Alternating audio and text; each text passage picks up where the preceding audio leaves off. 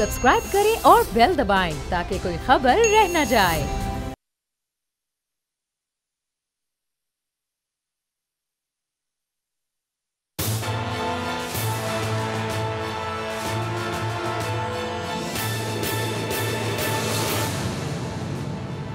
अस्सलाम वालेकुम। प्रोग्राम तज्ज़िया मैं हूं लीना इलियास और मेरे साथ मौजूद हैं समी इब्राहिम साहब और हमारे साथ आज एक दफ़ा फिर मौजूद हैं सिद्दीक साजिद साहब। मरियम नवाज़ साहिबा का टेलीफोनिक रब्ता हुआ है मियां मोहम्मद नवाज शरीफ साहब से और बाकी जो स्टोरीज़ हैं उनको भी शामिल करेंगे। जी समी साहब। बहुत शुक्रिया लीना, बड़ी ये इम्पॉर्टेंट डेवलपमेंट है। नवाज़ शरीफ साहब का रब्ता हुआ मरियम साहिबा से और उन्होंने कहा कि मौलाना फजलुर रहमान को हर कीमत पर मनाना है और उसके बाद शायद अब तारीख़ भी तय होने वाली है फजलुर रहमान साहब और मरियम नवाज़ साहिबा की मुलाकात की। आज इस पर बात करेंगे कि ये बुनियादी तौर पर नवाज़ शरीफ साहब चाहते क्या हैं, क्यों अचानक वो एक्टिव हुए हैं और फिर एक APC और एक एहतजाज की बातें दोबारा हो रही हैं। क्या एहतजाज है किसके खिलाफ? ये मैं मनाना क्यों मुझे मौलाना को मौलाना नाराज़ है। वो कहते हैं ना कि आप कहते हैं कि जी हम अपोजिशन की जमातें हैं असम्बली से बाहर और असम्बली में जाके आप हुकूमत की हर अमेंडमेंट को वोट दे देते हैं। अच्छा। तो इसलिए आप रियल अपोजिशन नहीं है, आप मुझे इस्तेमाल करते हैं, मैं अब आपके लिए इस्तेमाल होने के लिए तैयार नहीं हूँ। लेकिन इस पर हम बात करेंगे कि नवाज शरीफ साहब के जहन में क्या है, ये एहतजाज किसके ख़िलाफ़ है और मुमकिन तौर पर किसके कहने पर यह हो सकता है, कौन कौन इसमें शिरकत करेगा। लेकिन सबसे पहले मैं एक चीज़ ज़रूर आज नाज़रीन के सामने रखना चाहूँगा और वो मामला है जो पिछले 3-4 दिनों से कंट्रोवर्सी बनी हुई है। जो शाह महमूद कुरैशी साहब और आज़म खान साहब जो principal secretary to prime minister हैं, उनके दरमियान जो रिपोर्ट हुआ एक वाक़या और उसके बाद फिर जो सारी सूरत हाल बनी, ये एक चीज़ की मैं वजाहत कर देना बहुत ही ज़रूरी समझता हूँ यहाँ पे कि हमारा कोई मकसद किसी की दिल आज़ारी करना नहीं होता और हमारे लिए सब काबिल एहतराम है। Azam Khan sahab principal secretary to prime minister हैं, हमारे लिए बहुत काबिल एहतराम है, तजुर्बाकार ब्यूरोक्रेट हैं। शाह महमूद कुरैशी साहब हमारे फॉरेन मिनिस्टर हैं, इलेक्टेड हैं, वो भी हमारे लिए बहुत ही काबिल एहतराम है। अमूमी तौर पर जब कोई तला आती है तो उसकी वेरिफिकेशन वही लोग कर सकते हैं जिनके बारे में वो हो। अनफॉर्चुनेटली हमारे यहाँ कल्चर ऐसा नहीं है।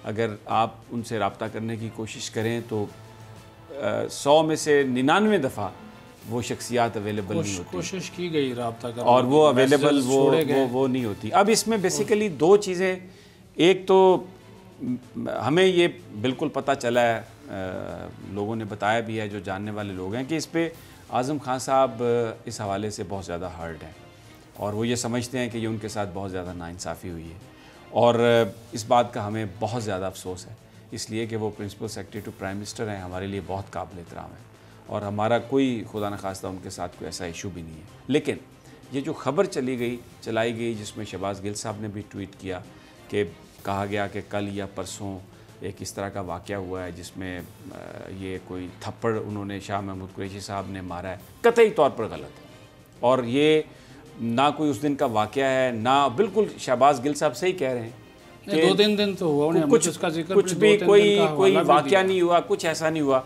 और ये कतई तौर पे गलत और बेबुनियाद ये खबर थी।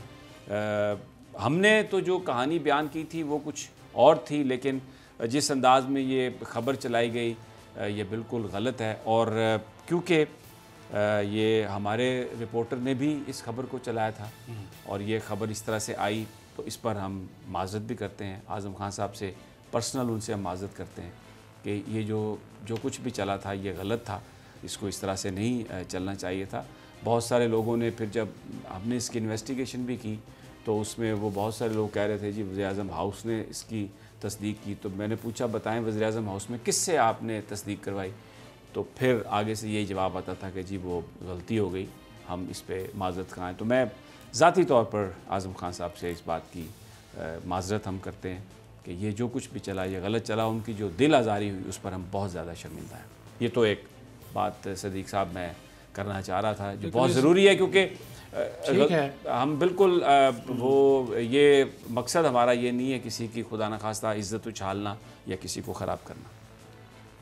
अब आ जाते हैं जी जो पॉलिटिकल ये जो स्टोरीज़ हैं जिसमें नवाज शरीफ साहब का भी जिक्र किया और शाह महमूद कुरैशी साहब भी गए हैं चाइना और वो प्रेसिडेंट शी की जो आने का जो प्रोग्राम है उसके हवाले से वो बातचीत करने गए हैं और है कि दिसंबर में या नवंबर में सर्दियों में उनका कहना है कि वापस आएंगे यहाँ पर प्रेसिडेंट शी यानी मुलाकात पाकिस्तान का दौरा करेंगे।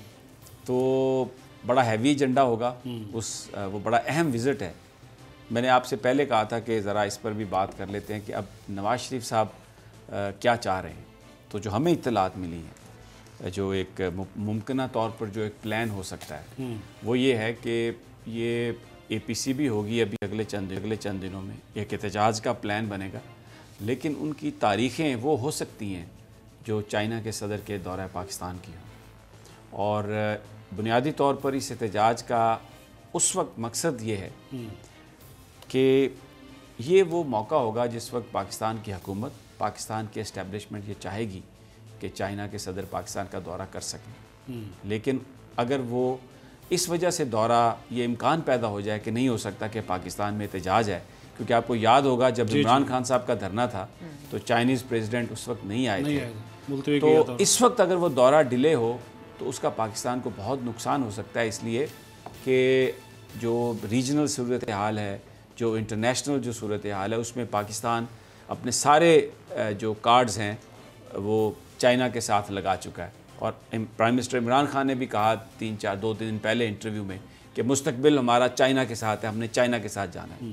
तो अगर उस वक्त एक ऐसी पोजीशन हो कि कोई बड़ा एहतजाज अपोजिशन कर सकती हो और वो उसकी जो कमांड है वो नवाज़ शरीफ साहब के हाथ में हो, तो मुस्लिम लीग नून के बहुत सारे लोगों का ये ख्याल है कि नवाज़ शरीफ साहब एक बड़ी यूनिक पोजीशन में होंगे कि अपनी जो उनकी डिमांड्स हैं, अपनी जो उनकी ख्वाहिशात हैं, जो उनके मुतालबात हैं, वो पाकिस्तान की एस्टेब्लिशमेंट के सामने रख कर शायद कुछ कंसेशन या रियायत लेने में कामयाब हो जाएं। तो ये जो मैं आपको बता रहा हूँ, जो मुमकिन तौर पर जो अचानक नवाज़ शरीफ साहब इस हवाले से बहुत एक्टिव हुए हैं और मरीम साहबा से कहा कि आप बाहर निकलें, और मरीम साहबा ने जो एक शो लगाया था नैब के सामने, और अब उसके बाद फिर ये सितंबर में वो अवामी राब्ता मुहिम पे निकलेंगी। अब मौलाना फजलुर रहमान से भी वो बात करेंगी। इसमें तो कोई शक नहीं कि मरीम नवाज़ साहबा क्राउड पुलर हैं, और अगर मरीम साहबा ये कहें कि वो इस्लामाबाद में किसी एहतजाज करने के लिए किसी धरने की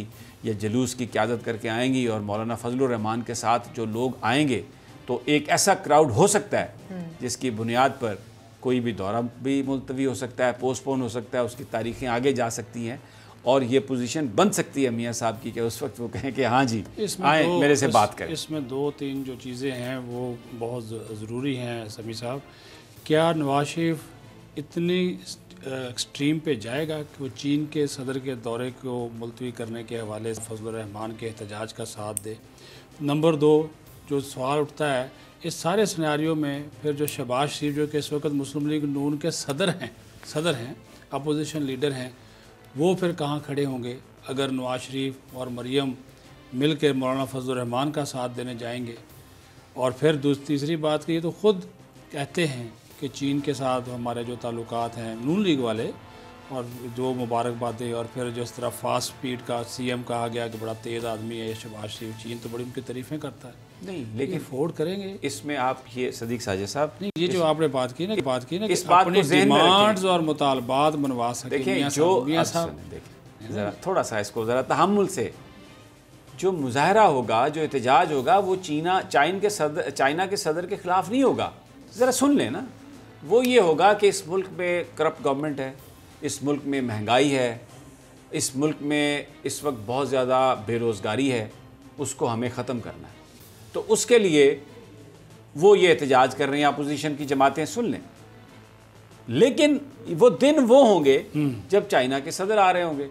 अच्छा, अब चाइना के सदर तो वो कहेंगे कि ये पाकिस्तान की डोमेस्टिक पॉलिटिक्स है। उस वक्त इमरान खान साहब को बहुत कहा गया था कि आप ये एहतजाज ख़त्म कर दें, चाइना के सदर ने आना है।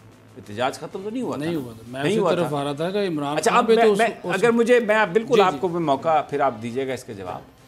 तो इमरान खान साहब का ये कहना था कि हम कोई चाइना के सदर के खिलाफ तो एहतजाज कर नहीं रहे, ये इलेक्शन रिग्ड है, हम इसके खिलाफ एहतजाज कर रहे हैं, ये गवर्नमेंट जाली है, हम इसके खिलाफ एहतजाज कर रहे हैं। तो नवाज शरीफ साहब और मौलाना फजलुर रहमान भी यही कहेंगे कि जनाब ये रिग्ड इलेक्शन है, ये सिलेक्टेड गवर्नमेंट है, और हम तो इसको मानते नहीं हैं, और ये इस वक्त अवाम की हालत ये है कि बहुत ख़राब हो गई है, और ये नजायज़ मुकदमात हैं, और ये क्यों निकाला गया, और ये चंद अफराद कैसे फ़ैसला कर सकते हैं।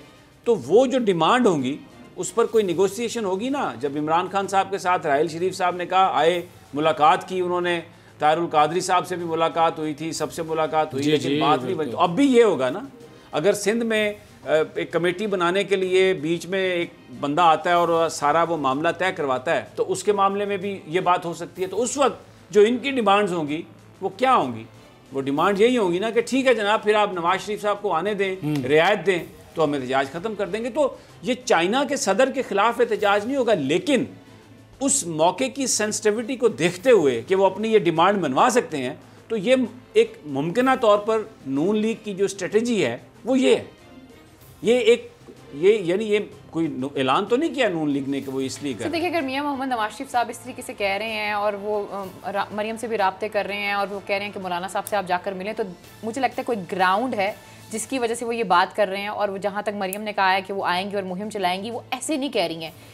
इतने महीने वो खामोश रही हैं और अचानक से आके वो मुतहरिक होती हैं, तो इसका मतलब है कोई ग्राउंड भी बन रही है और कोई फिजिबिलिटी भी बन रही है। इसकी तो हम बात नहीं ना कर रहे कि चीन के सदर के दौरे के ख़िलाफ़ एहतजाज होगा, लेकिन आपने कह दिया ना कि उन तारीख़ों के दौरान इनका एहतजाज जो है वो हो सकता है। कल भी हमने इस पर बात की थी कि ये चीज़ें चल रही हैं, लेकिन सवाल तो फिर वही पैदा होता है कि क्या जो आप बात कर रहे हैं इसका मतलब है कि तारीख़ फिर अपने आप को दोहराएगी कि फिर उधर ही जाएंगे सारे जिधर जाते हैं। अब ये तो नहीं, हाँ सीधी सी बात है ना। देखें, अगर मियाँ साहब बाहर जाते हैं, जिसका जिक्र भी किया इमरान खान ने, और उनकी जो इंटरव्यू था उसमें उन्होंने कहा कि मुझे बताया गया कि मियाँ साहब बीमार हैं, रिपोर्ट्स दी गई, इनके अपने लोग हैं, वो बाहर चले गए, तो बाकी इतनी ज़िंदगी, इनकी हालत इतनी ख़राब हो गई कि उनकी ज़िंदगी ख़तरे में है।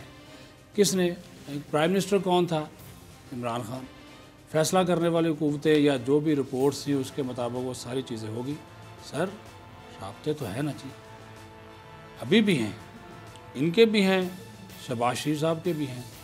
मैं वो बात कर रहा हूँ कि मौलाना फजलुर रहमान वो तो अपनी सियासी तन्हाई दूर करने के लिए इनके साथ वो चलें, नून लीग के साथ, लेकिन इतना बड़ा अगर ये रिस्क लेंगे इस बेस के ऊपर, जबकि सी पैक की जो रफ्तार है वो बहुत तेज़ हो चुकी, उसके ऊपर अभी पिछले दिनों काफ़ी मुआहदे हुए तवानाई के शोबे में। एक आपने अथॉरिटी बना दी, उनके सरबराह lieutenant general retired Asim Saleem Bajwa साहब उनके सरबराह है, पेस तेज़ हो गई। पहले क्या था? पहले ये था कि वो रेड टेपिज़म, जिसको हम ब्यूरोक्रेटिक प्रॉब्लम्स कहते हैं, वो वहाँ पे थी। अब तो एक अथॉरिटी है, उनके साथ वो मामला तय करते हैं। शी का जो दौरा है, वो जो वन बेल्ट वन रोड और सी पैक के जो मंसूबे हैं उनको मज़ीद आगे करना, अब तो ये आलमोस्ट $100 अरब के करीब जा पहुँचा ना। नवाज शरीफ दौर में तो $47 अरब था, तो वो इसका तो फ़ायदा मुल्क होगा। अरे एक हम बात कहते हैं ना समीर साहब, चीन के साथ हमारे जो ताल्लुकात हैं वो हुकूमतों के तो मरहूने मिन्नत कभी होते नहीं। आप हर वो चीज़ एड्रेस कर रहे हैं, लेकिन जो इशू हम जिस इशू पर हम बात कर रहे हैं, मैं आ रहा हूँ ना कि देखे, मैं कह रहा हूँ कि यार नहीं वो देखे आप, मैं कह रहा हूँ कि फिर मेरा वही सवाल है कि क्या नवाज शरीफ, चलो मौलाना फजलुर रहमान को हम एक तरफ रख देते हैं कि उनकी पार्लियामेंट में कोई नुमाइंदगी नहीं है, ये पंजाब में नंबर 2 पार्टी है नून लीग वाले, ऊपर सूबाई असम्बली में, कौमी असम्बली में इनकी अक्सरियत है। अक्सरियत इस वजह से कि अपोजिशन लीडर इनका है, अक्सरियत की वजह से कि अपोजिशन की बड़ी जमात है, ये इतना अफोर्ड कर सकेंगे? मुझे आप ये बात बताएं। मैं वो कर रहा हूँ कि मैं आपसे एक सवाल कर रहा हूँ ना, अफोर्ड क्या नहीं कर सकते? जो आदमी ये कह सकता है कि मोदी, मुझे अटल बिहारी वाजपेयी ने कहा कि मेरी पीठ में छुरा घोंपा मुशर्रफ ने, तो मैं कहता हूँ हाँ, मुशर्रफ ने पीठ में छुरा घोंपा, मेरी पीठ में छुरा घोंपा। ये पाकिस्तान का वज़ीर-ए-आज़म अपनी फ़ौज के सरबराह के बारे में कह रहा है। जो ये कह सकता है कि ये सिर्फ एक लाइन है, इधर आलू गोश्त खाते हैं, इधर कद्दू गोश्त खाते हैं, और उनका हमारा रब है, उनका भगवान है, या हमारा अल्लाह है, तो वो ये कहते हैं और कोई फ़र्क वाली बात नहीं है। जो पाकिस्तान की एस्टेब्लिशमेंट के बारे में ये कहता है, जो अपने साथियों से गुफ्तगू करते हुए कि जब तक है ना नू लम्या पा के ना मारोगे उਦੋਂ तक हालात ठीक नहीं हो सकते, वो एक सिचुएशन को, एक टाइम को देखते हुए एक प्लान करता है।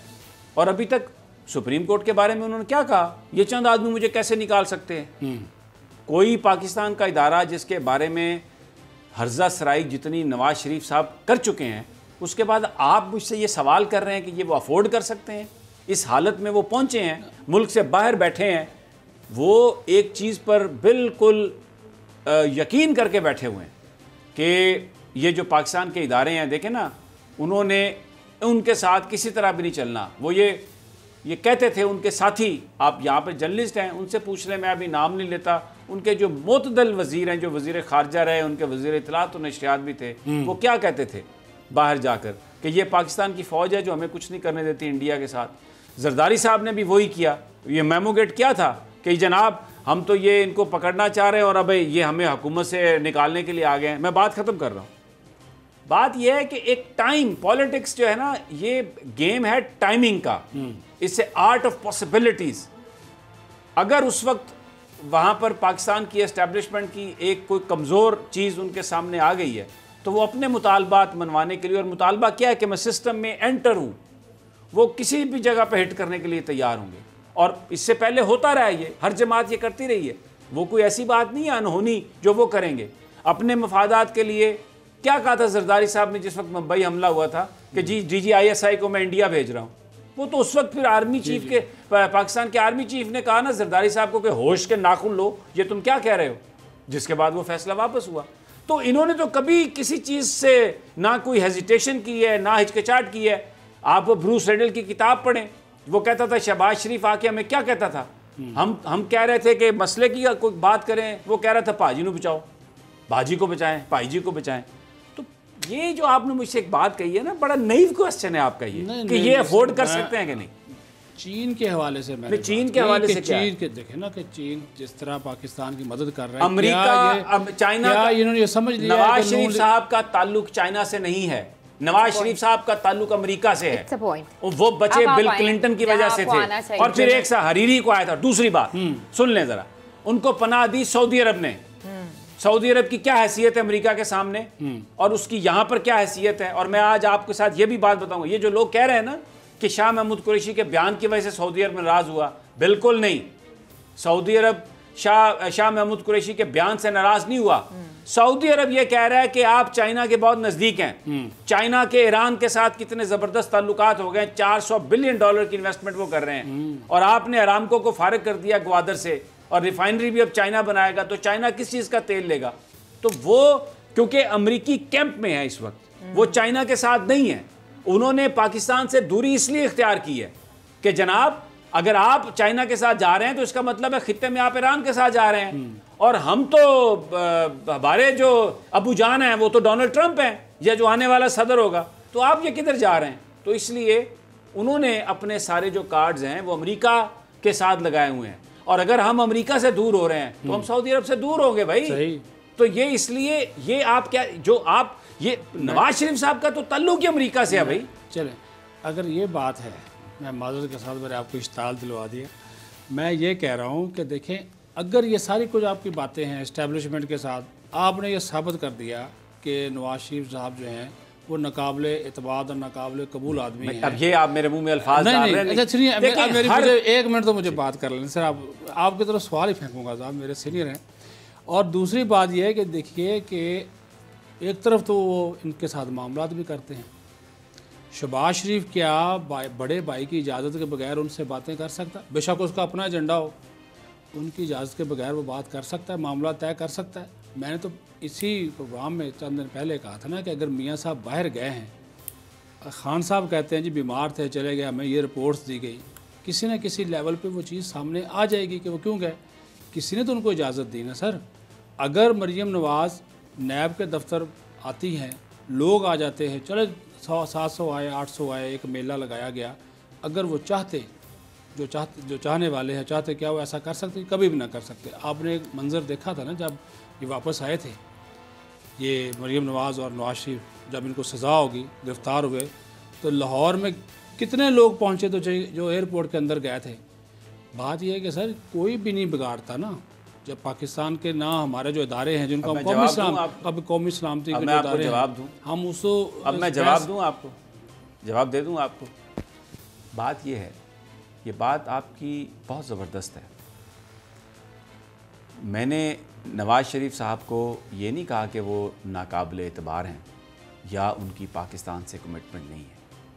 मैं आपको ये कहना चाहता हूँ कि जब परवेज़ मुशर्रफ साहब ने इक़्तिदार संभाला तो पूरी कौम ने बहुत खुशियाँ मनाई, मिठाइयाँ बांटी गई, इसलिए कि नवाज शरीफ साहब उस वक्त भारत की गोद में जाने के लिए तैयार थे, बिल्कुल झुके हुए थे। और कारगिल पर जो पाकिस्तानी फ़ौज ने अचीवमेंट्स की थी, जिस तरीके से इन्होंने ज़ाया की और बाद में मुद्दा भी ये पाकिस्तान की आर्मी पर डाला, तो परवेज़ मुशर्रफ साहब के आने पर बहुत खुशी हुई। 1 साल परवेज़ मुशर्रफ साहब ने, जो पहला उनका इक़्तिदार का साल है, उसमें बहुत सही अक्रॉस द बोर्ड उन्होंने काम किया और परवेज़ मुशर्रफ साहब की पॉपुलैरिटी। उसके बाद क्या हुआ, परवेज़ मुशर्रफ साहब भी उसी रंग में रंगे गए। आ रहा था उसी तरह। सुन ले मेरी बात। ओके, ठीक है। उन्होंने भी वही किया जो ज़ियाउल हक ने कहा था कि मैं 90 दिनों में इलेक्शन करवाऊंगा, लेकिन फिर वो 9 साल 10 साल यहां से नहीं गया। ओके। तो जब परवेज़ मुशर्रफ ने क्या किया, जो पीपल्स पार्टी के वो लोग जिन पर करप्शन का इल्ज़ाम था, उनको नाम क्या दिया, पेट्रियट। इससे बड़ा पाकिस्तान के लोगों के साथ कोई मजाक हो सकता है? इससे बड़ा कोई इस मुल्क के साथ मजाक हो सकता है कि जिनके ऊपर करप्शन के चार्जेस थे, उनको आपने पेट्रियट कहा और उनको आपने मिला के साथ में हुकूमत बनाई और उसके बाद फिर वो एक ऐसा सिस्टम क्रिएट किया जो सारे का सारा उसी तरह था जैसे पहले निज़ाम थे। तो भाई जब आप रिस्पॉन्सिबिलिटी फिक्स करेंगे ना, तो उसमें नवाज शरीफ साहब भी वही कर रहे हैं जो दूसरों ने करने की कोशिश की। मेरी बात सुने, अगर कोई सियासतदान इंडिया चला जाए तो वो गद्दार है, अगर परवेज़ मुशर्रफ चला जाए, अगर ज़ियाउल हक चला जाए, जाके क्रिकेट मैच देख ले, तो वो क्रिकेट डिप्लोमेसी हो गई। ये जो दोगलापन है ना, इस दोगलेपन ने पाकिस्तान को बर्बाद किया।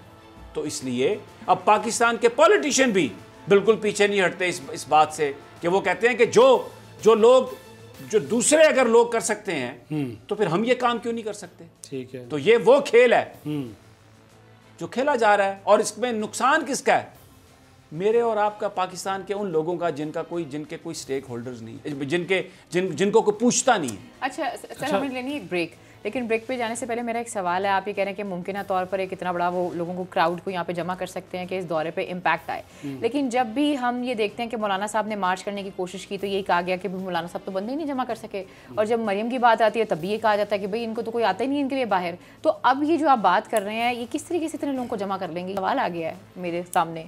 तो मैं चाहूँगी कि आप दोनों मुझे इस पर ज़रूर जवाब दें, लेकिन प्रोग्राम में वक्त एक छोटी सी ब्रेक का। स्टे विद अस।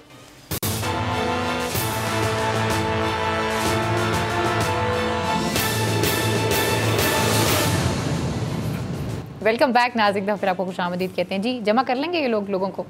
ये तो वो पार्टीज हैं जिनका कोई है ही नहीं है, अलीना ऐसी बात नहीं है। देखिए आप ही कहते रहे हैं सर। नहीं, मौलाना के मार्चों पे आपने बोला कोई बंदा ही नहीं था वहाँ पे, ना बंदा था ना बंदे की जात थी, फेल लोग हैं, कहाँ मरियम निकाल सकती हैं लोगों को? नहीं, ये तो अब सर इसी प्रोग्राम में डिस्कशन हुई है। चलें, अब आप जब ये कह रही हैं तो फिर अब मैं आपसे एक तकरार तो नहीं कर सकता।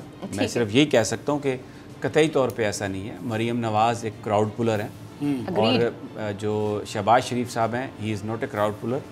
नवाज शरीफ साहब भी क्राउड पुलर हैं। मुस्लिम लीग नून नाम ही नवाज शरीफ साहब का है, और आज भी वो लोग जो नवाज शरीफ साहब के साथ हैं वही लोगों की जो मुस्लिम लीग नून के वर्कर्स की मोहब्बतों को समेट सकेंगे, बाकी और कोई नहीं। क्राउड हो जाएगा।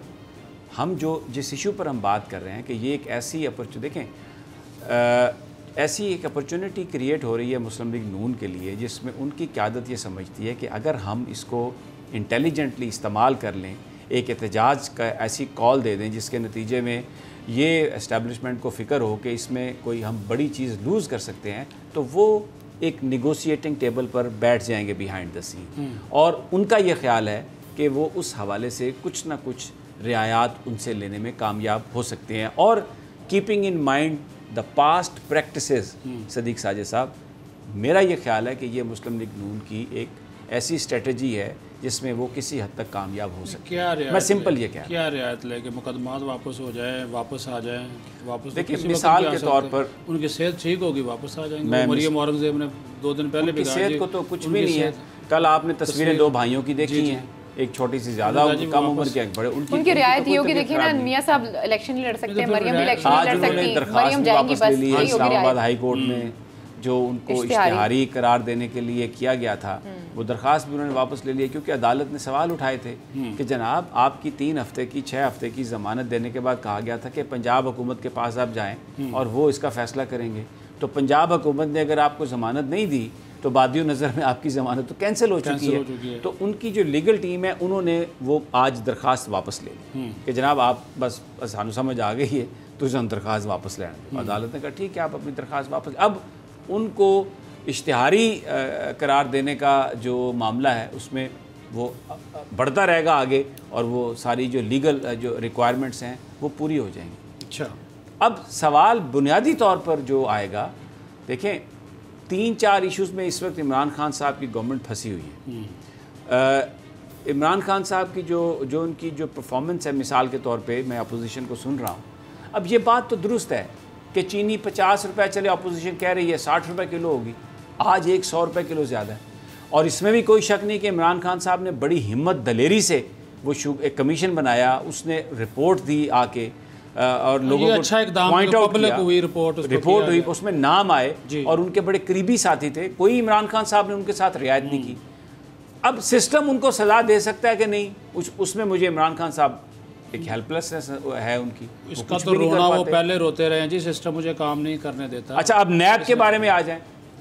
मैं आपको ये बात बता रहा हूँ कि जो ये अमेंडमेंट्स लाना चाह रहे थे अपोजिशन वाले, 34 से 38 के दरमियान इन्होंने प्रपोजल्स दी, उसकी जो अमेंडमेंट्स थी कि ये चेंज कर दें। और सदीक साजिद साहब, मैं आपको ये बता रहा हूँ कि मेरी जो बहुत सारे वो लोग जो नैब में और दूसरे इदारों में अहम पोजीशंस पर हैं, उनसे बात हुई तो उन्होंने मुझे ये बात बताई, एक एक जो अमेंडमेंट ये चाह रहे थे ना वो पर्सन स्पेसिफिक थी। ऐसा ही है, 34 के करीब। उसका सारे का सारा जो मकसद था वो ये था कि अपने साथियों को बचाया जाए, उनके खिलाफ मुकदमा ख़त्म किए जाए, जिस पर जब ये ऑर्डिनेंस आया तो प्राइम मिनिस्टर ऑफ पाकिस्तान ने इस बात का यकीन दिलाया था स्टेक होल्डर्स को कि ये ऑर्डिनेंस लैप्स हो जाएगा, इसके हवाले से हम लेजिस्लेशन नहीं करेंगे। और नहीं जो इनकी पार्टी है उसमें उसके अंदर कुछ लोग ये लेजिस्लेशन करने की कोशिश करते रहे। आपने भी जिक्र किया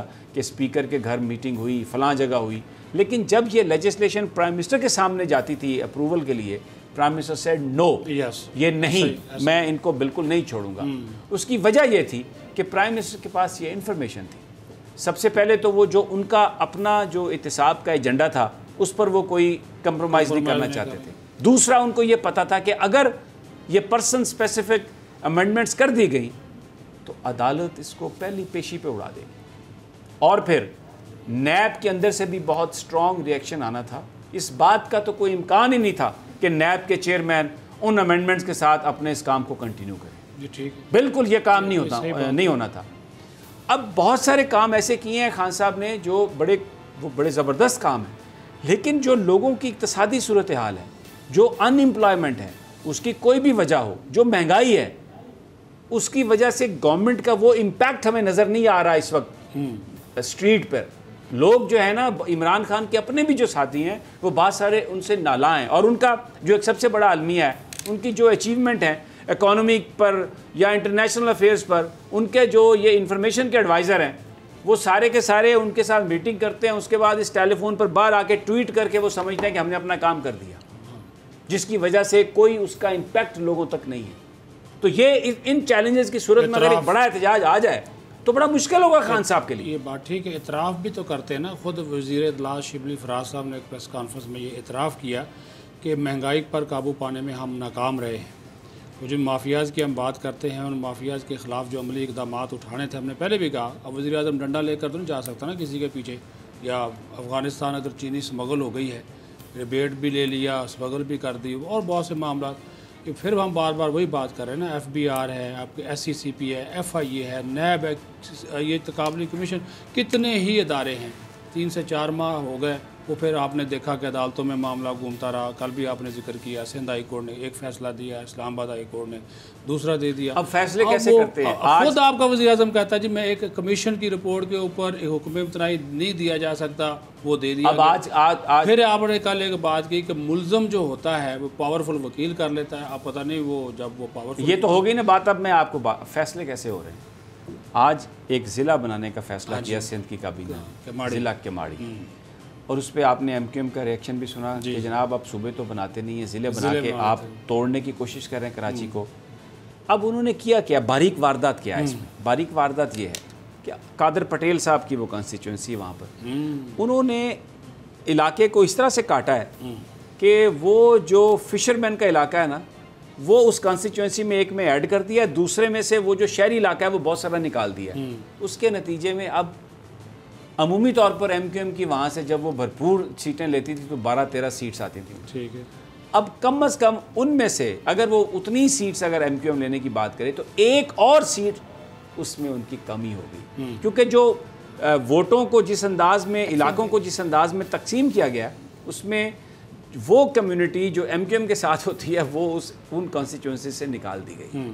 तो जनाब अब बज़ाहिर तो ये बड़ा जी एडमिनिस्ट्रेटिव यूनिट, कराची एक बड़ा शहर है, केमाड़ी को 7वां ज़िला बनाया जा रहा है ताकि एडमिनिस्ट्रेशन हो सही, लेकिन MQM ये कह रही है, उनके साथी ये कह रहे हैं, और हमें नज़र भी आ रहा है कि जिस अंदाज में आपने कॉन्स्टिट्यूंसीज बनाई हैं उसमें आपने उस पॉपुलेशन को निकाल दिया है जो आपकी हुकूमत के या आपके उम्मीदवारों के ख़िलाफ़ वोट दे सकती थी। तो जब आप इस तरह के काम करेंगे इन द नेम ऑफ के जी वेलफेयर ऑफ पब्लिक, तो भाई आप अपनी पार्टी को आगे बढ़ा रहे हैं ना, आप उस इलाके की खिदमत तो नहीं कर रहे हैं, तो आप एहसास महरूमी को मुख्तलिफ कम्युनिटीज़ में बढ़ा रहे हैं ना उसको तक। अगर आप समझते हैं कि एडमिनिस्ट्रेटिव यूनिट कराची में एक और बनना चाहिए, तो भाई सिंध में एडमिनिस्ट्रेटिव यूनिट क्यों नहीं 2 या 3 बनने चाहिए? एक छोटे से ज़िले में तो आप यानी डिवीज़न में कराची शहर में आप 7वां ज़िला बना रहे हैं, एडमिनिस्ट्रेटिव यूनिट है। जी जी बिल्कुल। तो भाई एक और एडमिनिस्ट्रेटिव यूनिट या 2 एडमिनिस्ट्रेटिव यूनिट आप रूरल सिंध, अर्बन सिंध, कराची, हैदराबाद क्यों नहीं बना सकते? उस पर पीपल्स पार्टी कहती है कि नहीं।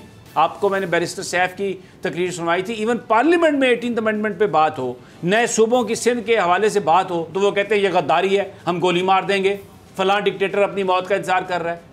तो जब सूरत हाल ये हो तो आप किस तरह मूव करेंगे भाई?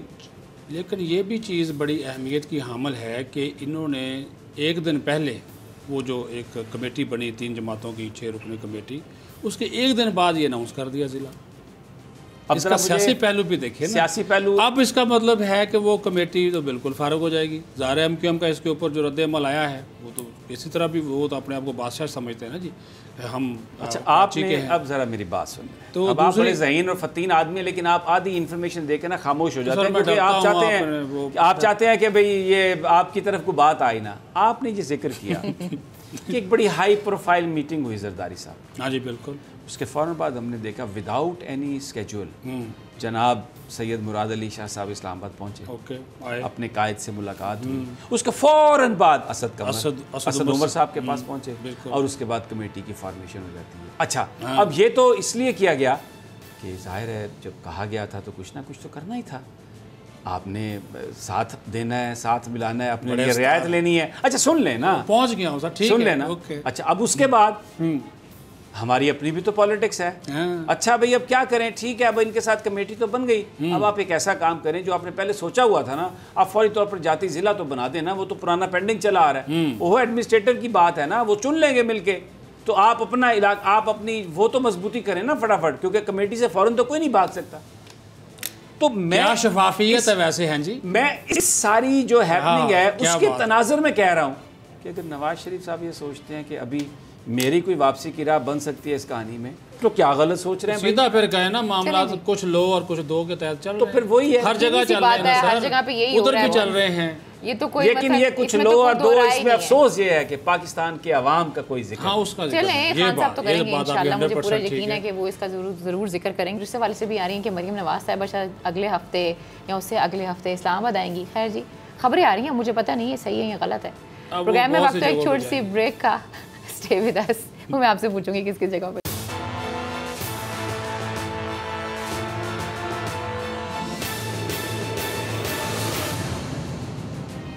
वेलकम बैक नाज़िक दा, फिर आपको खुशामदीद कहते हैं जी। समी साहब, सदीक साजिद साहब, आप सारी गुफ्तगू मुझसे सुन रहे हैं। आज आप पार्लियामेंट में थे, वहाँ पर आरिफ अलवी साहब आए। गलती की ना मैंने आज आपको इश्ताल दिलवा दिया शुरू से ही, तो आप फिर है ही ऐसे एकदम से जलाली हो जाती, टेंशन ना करें, आपने जो फिर गुफ्तगू की है अब उसके अंदर मुदाखलत नहीं, बात पूरी करनी चाहिए ना। वो चीज़ें फिर आपने माजी के हवाले भी दिए, सारी चीज़ें भी दी, तो वो फिर पता चलना चाहिए, लोगों तक पूरी बात पहुँचनी चाहिए। तो आज पार्लियामेंट में क्या हुआ? 2 साल तो हो गए जी मुकम्मल, 2 पार्लिमानी साल। 13 अगस्त 2018 को कौमी असम्बली ये जो PTI की पहली ये इनके वजूद में आई, उसके बाद आज आला फरवी साहब ने जो तीसरे पार्लिमानी साल का आगाज़ हो गया उनके खिताब के साथ ही। एक तो उन्होंने जो गिरवाई हैं वो आपने सुन लिया, कामयाबियाँ ही हैं। वैसे जब ये खिताब होता है एक इदार एक आइनी तकाज़ा है, 56(3) आइन का आर्टिकल है, उसमें सदर जो है ना वो देता है रहनुमाई, मसाइल का भी जिक्र करता है, फिर उसके बाद आगे बढ़ता है। अलवी साहब ज़ाहिर है PTI से ताल्लुक़ है, उन्होंने वो 2 साल की जो कामयाबियाँ वही गिनवाई। एक छोटी सी बात, अब वो खान साहब थोड़े से टची भी हैं ना मामलात में, अब उनके वो सेक्रेटरी जनरल रहे हैं, आरफ अलवी साहब अहदेदार भी रहे हैं, अब सदर बन गए हैं, तो हर मरतबा वो कहते हैं, आज भी उन्होंने मुस्कुराते हुए कहा अलवी आज मैं फिर तेनू लेना आ गया। कुछ आप जाता है ग्रीट करने रिसीव करने गया ना, तो चेयरमैन सेनेट और स्पीकर ने बड़ा कैका लगाया, तो उन्होंने कहा जी चले आए जी सदर साहब चलते हैं।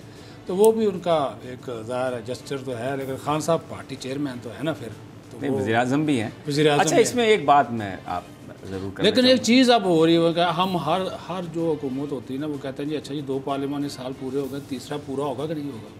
आप क्या कहते हैं? मेरा ख्याल है पूरा होगा पार्लियामेंट, तीसरा, चौथा, पाँचवा। अभी आपने तीसरे की बात की है। अच्छा, तीसरे की मुझे लगता है कि इस वक्त जो सूरत हाल है, जिस तरह अपोजिशन स्कैटर्ड है, हाँ, तो ये तीसरा पूरा होगा। अलबत्ता ये जो अब नवाज़ शरीफ साहब एक बहुत ही सेंसिटिव मौके पर अपना कार्ड खेलेंगे एहतजाज का, तो one has to wait and see कि इसका क्या नतीजा निकलता है, क्योंकि ये पाकिस्तान की एस्टेब्लिशमेंट, पाकिस्तान की बका, चाइना के साथ जो पाकिस्तान के ताल्लुकात हैं वो बहुत अहम है। मैं आपको पहले भी कह चुका हूँ, कह रहा हूँ कि सऊदी अरब और पाकिस्तान के दरमियान में ये नहीं कह रहा कि ताल्लुकात ख़राब हैं, जो सर्द मोरी है उसकी वजह ईरान है, उसकी वजह पाकिस्तान का चाइना के साथ जाना है। सऊदी अरब इसको पसंद नहीं करता, क्योंकि अमेरिकन्स अपने तमाम अलाइज़ को ये कह रहे हैं कि आप पाकिस्तान को ये बात समझाएँ, आप पाकिस्तान को ये कहें। माइक पॉम्पियो का जो फ़ोन आया शाह महमूद कुरैशी को चाइना जाने से पहले, वो यही था कि जनाब आप हमारे साथ रहें, आपने बड़ा अच्छा रोल प्ले किया अफ़गानिस्तान में, तो जिस पर शाह महमूद ने कहा कि आप कश्मीर में वो रोल प्ले करें, वहाँ पर मुसलमानों को मारा जा रहा है, हमारे बच्चे बच्चियों के साथ जो कुछ हो रहा है, इंडिया में जो कुछ हो रहा है मुसलमानों के साथ, आप उस पर अपना रोल प्ले करें। तो उन्होंने कहा कि आप, वो कहते हैं ना कि मौज है दरिया में बैरून दरिया कुछ नहीं, कि आप हमारे साथ रहें। तो इस पर शाह महमूद कुरैशी ने वही बात दोहराई कि प्राइम मिनिस्टर का जो विज़न है वो बिल्कुल सबके सामने है कि मुस्तकबिल हमारा किसके साथ है। लेकिन हम ये पहले भी शाह साहब कहते रहे हैं, जिसका मैं आपको, कि हम अमन के पार्टनर हैं। जी जी बिल्कुल। माजी में क्या होता था, पाकिस्तान जंगें लड़ता था। अब परवेज़ मुशर्रफ साहब ने एक टेलीफोन कॉल पर कहा ठीक है जी, उन्होंने कहा या आप हमारे साथ हैं या आप उनके साथ हैं, वो लम्हे पड़ गए। हाँ जी। और उधर अफ़गानिस्तान में वो सारी फ़ौज कशी और सब कुछ कर दिया। तो हम जंग लड़ते थे, उनकी जंगें लड़ी हमने। 80s में भी जब सोवियत यूनियन अफ़गानिस्तान में आया, हमने मुजाहिदीन इकट्ठे किए और उसमें हमारे सोर्सेज और हमारी इंटेलिजेंस ISI उसने बड़ी बहादुरी से जंग लड़ी, बेशक, क्योंकि हमें ये ख़तरा था कि वो पाकिस्तान पर ना कब्ज़ा कर लें। तो जंगें हम लड़ते रहे। अब पाकिस्तान अमन में शराकतदार है। अफ़गानिस्तान में तालिबान के साथ अमेरिका को बिठाया, मुज़ाकरात करवाए। इसी तरह ये कहा जा रहा है कि अब आप मोदी के साथ बात करें, कश्मीर के जो स्टेक होल्डर्स हैं, कश्मीर के लोगों को प्लेबिसाइट का आप राइट दें, वो अपना मुस्तकबिल का वो फैसला करें। तो ये चीज़ें जो हैं ये बड़ी अहम है, ये चीज़ें सारी की सारी। और जिस सिमत में ये जा रही हैं, उस सूरत हाल में सवाल था कि कितने साल पूरे कर सकते हैं, ये बड़े ह्यूज चैलेंजेस हैं। तो ये जो साल है, मुझे लग रहा है जो जिसका अब आगाज़ हुआ है, ये चल रहा है, इसमें इमरान खान साहब की जो गवर्नमेंट है, जिस तरीके से उन्होंने अपनी वो सारी कोशिश कर रहे हैं, मुझे लगता है कि वो ये निकाल पाएंगे, क्योंकि अपोजिशन जो है वो बड़ी स्कैटर्ड सी है। पीपल्स पार्टी आपने देख लिया क्या है, मौलाना फजलुर रहमान साहब को क्या चाहिए। तो इन हालात में इमरान खान साहब की खुशकिस्मती है कि अपोजिशन करप्ट है और अपने ज़ाती मुकदमात पर ज़्यादा उसने फोकस किया हुआ है। कोई भी अवामी इशू नहीं है जिस पर वो एहतजाज कर रहे हैं। नैब पर बात करते हैं, अपने मुकदमों पर बात करते हैं, इंसाफ पर बात करते हैं, लेकिन अवाम के इशू पर कोई बात नहीं। अच्छा, आप जो बात कर रहे थे ना नवाज शरीफ का जो मुतवक्के प्लान हो सकता है, वो ज़ाहिर आपकी गुफ्तगू को मैंने इंटरप्ट नहीं किया क्योंकि इन्फॉर्मेशन आप काफ़ी अच्छी दे रहे थे, लेकिन वो फिर चीज़ें अब जो हमारे जो मैंने नून लीग के लोगों से बात की, एक चीज़ नवाज शरीफ ने वैसे शुरू कर रखी है, उससे आपकी बात की जो वो तक़वीत मिलती है कि नवाज शरीफ ने अब ये काम ये किया कि पहले वो ये नहीं करता था, अब उसने बराह रास्त एक MNA सेनेटर्स MPs के नंबर हासिल किए और उनको वो फ़ोन करता है। और साथ मरियम से भी उसने बोला कि ये भी पता करें कि अगर कोई बीमार है या किसी की कोई फौतगी हो गई MNA की या सेनेटर्स की, उसके अजीज़ो कारब को, या उसको फ़ोन करके वो तीमारदारी वगैरह भी करता है। और फिर साथ एक पैगाम ये भी दिया जाता है कि ये मेरी बेटी है, इसका भी ख्याल रखना, ये आपको पास आएगी, आपने इनका जो है वो साथ देना है। तो चूँकि आप उस वक्त 160 की स्पीड पे चल रहे थे, तो ये भी मियाँ साहब आजकल कर रहे हैं। वो जो चहलकदमी तो आपने देख ली ना, वो उनकी सेहत के लिए चहलकदमी, लेकिन जो सियासी चहलकदमी है उसमें भी वो एक्टिव हो गए हैं। बात फिर वही है कि शहबाज शरीफ साहब का जो रोल है वो सारा पीछे अब शहबाज साहब, अब ज़रा शहबाज शरीफ साहब ने एक मौका ज़ाया किया, आपने एहतजाज भी किया, नारेबाजी की, और इमरान खान, और फिर उसके बाद वाकआउट करके चले गए। वाकआउट करके चले जाना भी तो हुकूमत को वाकओवर देना होता है ना, जब इस तरह की खिताब, सदर का खिताब है। तो उन्होंने भी देखा चले, आए ही नहीं, ना शहबाज शरीफ आया, ना बिलावल आया, ना आसिफ जरदारी आया। तो उन्होंने कहा चलो एक वक्ती कार्रवाई है, अदरवाइज़ आप माशाल्लाह खुद भी पार्लियामेंट को देख रहे हैं। जब हाँ आज का एहतजाज आप मानेंगे माजी के एहतजाजों की निस्बत बहुत कम था, शिद्दत ही नहीं थी। मैंने कहा था ही नहीं, 5 साल मैंने किया था। अच्छा, ये एक बहुत बड़ा रिलीफ है जो दिया गया आरिफ अलवी साहब। जी बिल्कुल ठीक है, उसमें बिलावल साहब नहीं आए। बहुत सारे लोग ये कहते थे कि जब आप आते हैं और 30 सेकंड या 1 मिनट का एहतजाज करके जब आप वॉकआउट कर जाते हैं ना, तो इसका मतलब है कि आप उन्हें फ्री दे रहे हैं, कि आप अपनी मर्जी से तकरीर कर लें। तो आज भी यही हुआ, आज तो एहतजाज ही नहीं हुआ। और अगर उसके बाद फिर वो सारा बिल्कुल आरिफ अलवी साहब की इब्तिदा की वाकआउट की JUI फेर है, उनको तो पता है कुछ नहीं मिला, पीछे पीछे हो गए बख्तूर खां मिली बावी पार्टी, अजगज़ई वाले, फिर जमात इस्लामी, फिर इनको समझ आ गई। तो जो आप बात कर रहे हैं ना अपोजिशन की तकसीम की, वो यहाँ पे भी हमें वो चीज़ें जो है वो नज़र आती हैं। अब वो कोशिश तो नवाज शरीफ की यही है ना कि ज़ाहिर है जिस किस्म की आपने नहीं, लेकिन उनका अपना मुद्दा यही होता है ना, वो ये थोड़ी कहते हैं कि अवामी मसाइल हल करें। वो सबसे पहले कहते हैं मुझे क्यों निकाला, मुझे आने दें, अंदर आने दें मुझे।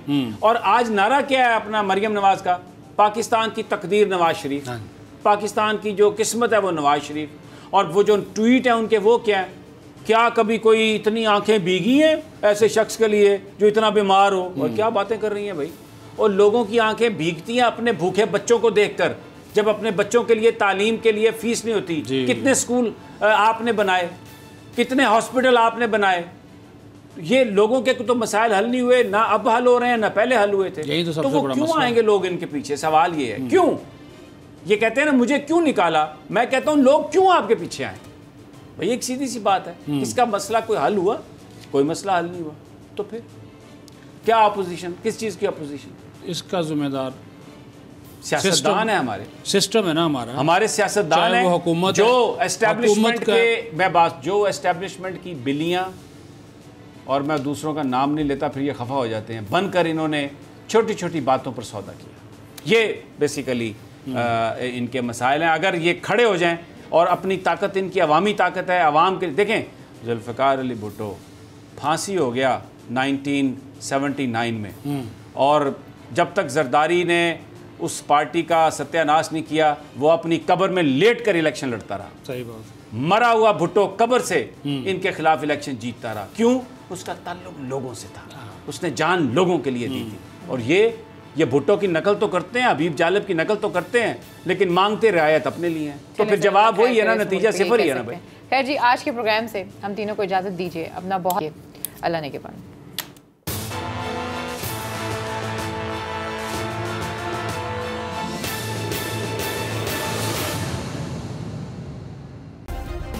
सब्सक्राइब करें और बेल दबाएं ताकि कोई खबर रह न जाए।